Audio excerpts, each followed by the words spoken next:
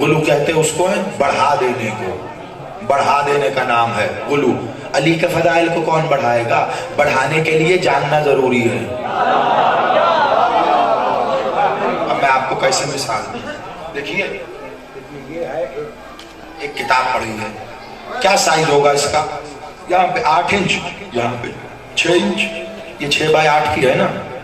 اب کوئی مجھ سے پوچھے کہ بلا یہ جو آپ کے سامنے کتاب پڑھی ہے یہ کتنی ہے؟ میں کہوں یہ 3 فٹ بڑی ہے اور 2 فٹ چوڑی ہے۔ تو یہ کیا کیا؟ میں نے اس کے لیے غلو سے کام لیا۔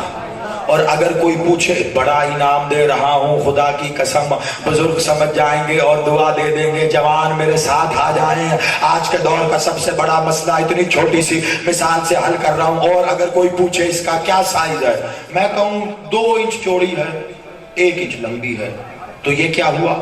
تخسیر ہو گئی، میں نے گھٹا دیا۔ یعنی اگر گھٹایا تو میں مقصر ہوا۔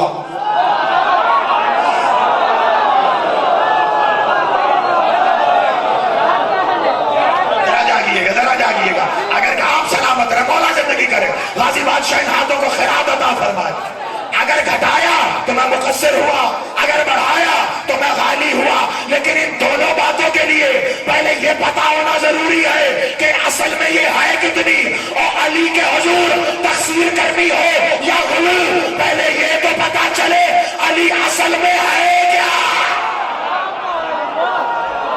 مل کے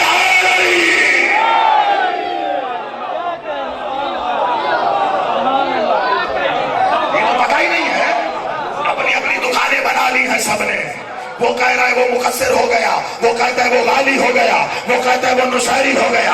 علی کے حضور نہ کوئی مقصر ہے، نہ کوئی غالی ہے، نہ کوئی نشہری ہے۔ جس نے اشہد ان علی ولی اللہ کی گواہی دے دی، وہ علی کی ولایت پر بھی ہے، وہ رسول کی رسالت پر بھی ہے، وہ علی کی ولایت کے ساتھ ساتھ اللہ کی توحید پر بھی ہے۔ کیوں؟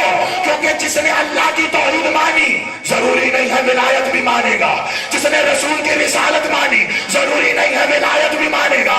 لیکن جو علی کا ہے اگر ہے تو اس نے رسالت کی گواہی بھی دے دی، اللہ کی توحید کی گواہی، اللہ کی توحید کی گواہی بھی دے دی ہے نا۔ کیا ڈر ہے آپ کے ذہنوں میں کہ علی کو اپنے ذہنوں میں بڑھاؤ گے فضائل تو شرک ہو جائے گا؟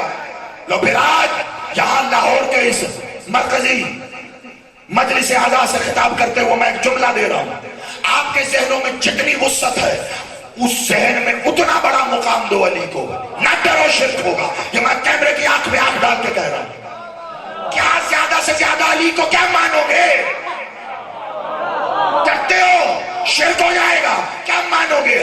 بہت توجہ، اگلا جملہ بے حد نازک بھی ہے، حساس بھی ہے، اور اگر سمجھ گئے تو تڑپو گے، پھڑکو گے۔ بڑی توجہ، تم اپنے ذہنوں میں علی کو جتنا بڑھا سکتے ہو بڑھا لو، کیونکہ جتنا علی بڑھے گا علی کا اللہ اور بلند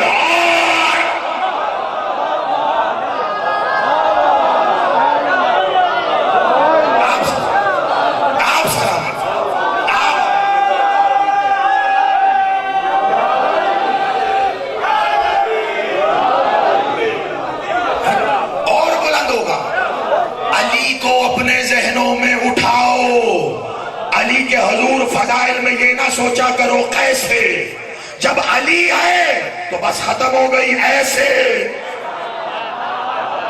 ایک مومن آیا بادشاہ کا، بڑا پیارا چاہنے والا، کہا یا علی مومن کی کیا شان ہے؟ کہا مومن کی شان یہ ہے کہ اگر وہ اس دیوار کو کہے سونے کی ہو جا تو ہو جائے گی۔ کمال بات ہے، میں پورا معجزہ پڑھوں اس میں مجلس ہے، جملہ دینا ہے اور آگے بڑھ جانا ہے۔ کہا مومن کی یہ شان ہے اگر دیوار کو کہے سونے کی ہو جا تو ہو جائے گی۔ یہ کہہ کے بادشاہ ادھر مڑے، وہ شخص دیوار کی طرف مڑا، دیکھا تو سونے کی تھی۔ پلٹا پہلے سے زیادہ تڑپ کے علی بادشاہ کے پاس، کہا مولا علی غضب ہو گیا۔ کہا کیا ہوا؟ کہا مولا وہ دیوار سونے کی ہو گئی، میں نے تو کہا نہیں۔ کہا چل پھر دیوار سے ہی پوچھتے ہیں وہ سونے کی کیوں ہو گئی۔ علی بادشاہ دیوار کے پاس آئے، انگشت مبارک کو دیوار کی طرف کر کے کہا چل بول اور بتا تو سونے کی کیوں ہو گئی۔ دیوار سے آواز آئی السلام علیکم یا امیر المومنین اور میرے مولا، جب آپ نے کہا تھا نا کہ مومن کی شان یہ ہے دیوار سے کہے سونے کی ہو جا تو وہ ہو جائے گی، مولا نے کہا ہاتھ تو کہ مولا اس بدبخت نے سوچا تھا کیسے، میں نے ہو کے بتایا ایسے۔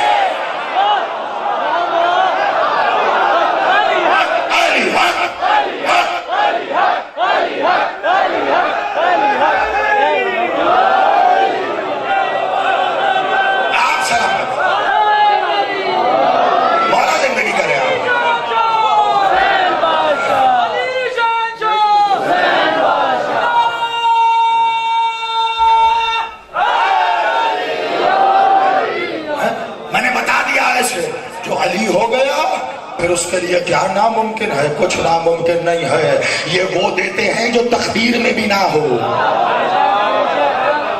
ان کی زبان اختیار رکھتی ہے، کیوں؟ کیونکہ لسان اللہ ہے، تو اللہ کی زبان جو بولے گی وہ نہیں ہوگا۔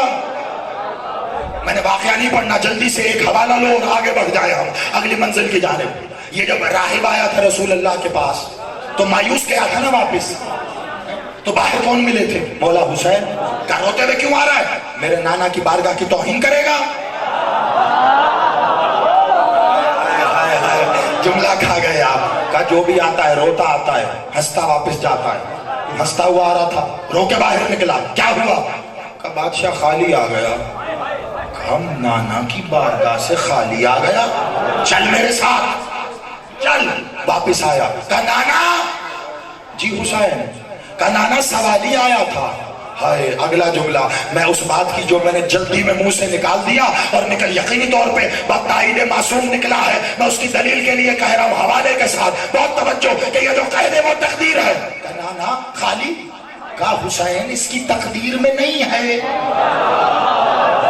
یہی جواب ہے نا، یہی جواب ہے حسین اس کی تقدیر۔ اگر بادشاہ کا اگلا جملہ اور مجھے جتنی داد دینی تھی دے دی، اگلا جملہ حسین کا ہے جو داد ہے بادشاہ کے لیے اور خیرات بھی وہیں سے آئے گی۔ کہا نانا کیوں بھیجا؟ کہا حسین اس کی تقدیر میں نہیں تھا۔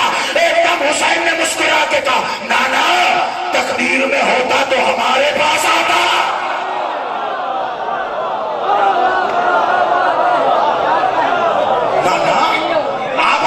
مولا زندگی کرے، بادشاہ خیرات عطا فرمائے آپ کو۔